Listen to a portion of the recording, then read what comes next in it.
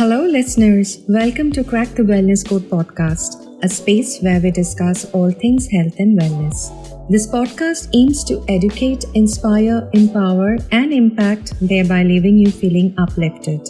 Happy listening. We definitely know that female hormones tend to play a big role in mental health of women. Stress, I think, as women, we play multiple roles. Often, as a working professional and mom and a wife and a granddaughter or a daughter-in-law and whatnot. I mean, there is a lot, and I think culturally, we tend to, have more responsibilities, on us, which does add to the stress. Exposure to violence, trauma, or any kind of abuse, unfortunately, tends to be certainly higher in females. Lack of social support. So some of us are fortunate to have that, but I know many of the clients I work with don't often have that, and that makes it really hard for them to juggle the different roles and responsibilities.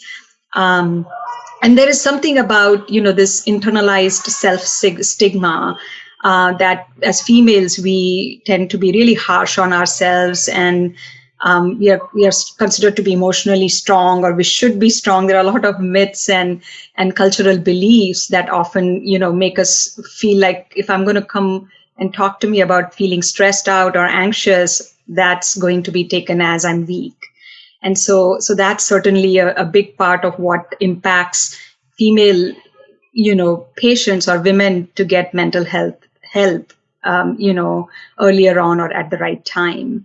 And then, minorities, women of color. So we are talking about South Asian women. We have some amazing panelists who are representing that category today. But I think just again, as a professional, I see women from different ethnic backgrounds and minorities across the board tend to have their own challenges as far as maintaining their mental health. That wraps up today's edition of Crack the Wellness Code podcast. If you want to know more about this episode and many such archive treasures, then make sure you download our CWC Kushi app, available both in app and Play Store. Thank you for listening.